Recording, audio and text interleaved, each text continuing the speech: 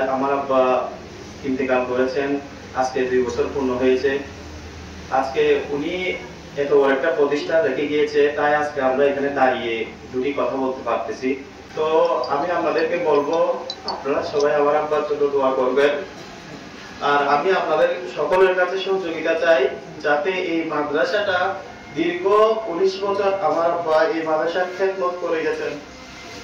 আর বাকি যে আমরা যারা আছি, আমার আব্বুকে যারা আগে থেকে সহযোগিতা করে এসেছেন, আপনারা সবাই আমাদেরকে সহযোগিতা করবেন, আমরা যাতে আমার আব্বার মতো এই প্রতিষ্ঠানকে সামনে এগিয়ে নিয়ে যেতে পারি। আর আপনারা যারা কলম সৈনিক আছেন, আপনারা হয়তো জানেন আমার আব্বা অনেক কষ্ট করে রাতের পর রাত জেগে থেকে অনেক কষ্ট করে এই প্রেস ক্লাবের মধ্যে শ্রম দিয়েছেন।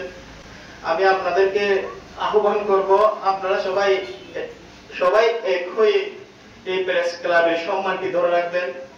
আর আমাদের এই মাদ্রাসার মধ্যে অনেক কিছুর উপকরণ রয়েছে, যেমন আমাদের বর্ষাকাল আসলে এই খালের কারণে আমাদের অনেক ক্ষয়ক্ষতি হয়। ছাত্রছাত্রীরা টয়লেটে যাওয়ার সময় বিভিন্ন ধরনের ঝুঁকি থাকতে পারে। তা আমি মেম্বার ভাইদেরকে আমি অনুরোধ করব, আমার চাচা সাংবাদিক ভাইদেরকে সবাইকে আমি অনুরোধ করব, আপনারা সবাই আমাদেরকে সহযোগিতা করে কিভাবে আমরা একটা গাইড ওয়ালের ব্যবস্থা করতে পারি, এটা আপনারা আমাদেরকে সহযোগিতা করবেন।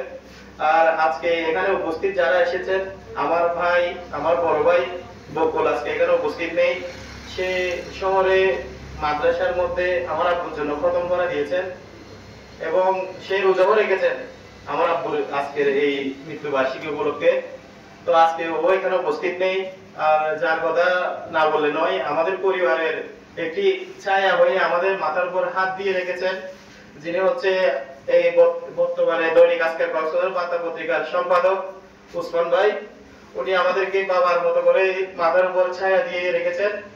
তার পাশাপাশি আমাদেরকে আপনারা যারা মাথার উপর ছায়া দিয়ে রেখেছেন, আমরা অনেক খুশি। অনেক বাবা হারানো যে কষ্টটা, সেটা তো একজন সন্তান, সেই সন্তানই জানে যে সন্তান বাবা হারিয়েছে। আমি বাবা হারিয়েছি, আমার মনের ভিতরে কি চলতেছে সেটা একমাত্র আমিই জানবো। তো তারপরেও আমাকে ওইটাই শক্তি দেয়। আমার আব্বু একজন সৎ মানুষ ছিলেন, ওনার কোথাও গেলে কোথাও বসলে বলে যে তোমার আব্বু ভালো মানুষ ছিলেন। এটা শুনে আমার গর্বে বুক ফেটে যায়। আমি তার সন্তান, আজকে কেন আমাকে তো মূল্যায়ন করছে সবাই। তাই আমি আপনাদের কাছ থেকে আরো স্নেহ চাই, যাতে এই মাদ্রাসা সবাই দলবদ্ধ হয়ে আরো সামনের দিকে এগিয়ে নিয়ে যেতে পারি। সবাই আমার জন্য দোয়া করবেন, আমার পরিবারের জন্য দোয়া করবেন এবং আমার ছাত্রছাত্রী যারা আছে এদের জন্য দোয়া করবেন। আর আমার ছাত্রছাত্রীদের উদ্দেশ্যে একটাই অনুরোধ থাকবে, তোমরা সবাই আমার আব্বার জন্য দোয়া করবেন। আর আমার আব্বার এই সবকিছুর মধ্য দিয়ে আসল ঘটনা হচ্ছে যে ওরা যে আজকে খতমে তালিম শেষ করেছে, খতমে কোরআন শেষ করেছে, এটা যদি উনি যদি এই প্রতিষ্ঠানটা করে না যেতেন, তাহলে এটা আজকে সম্ভব হইতো না। আপনারা সবাই দোয়া করবেন আমার আব্বার জন্য এবং এর সাথে সাথে আমার পরিবারের জন্য আপনারা সবাই দোয়া করবেন।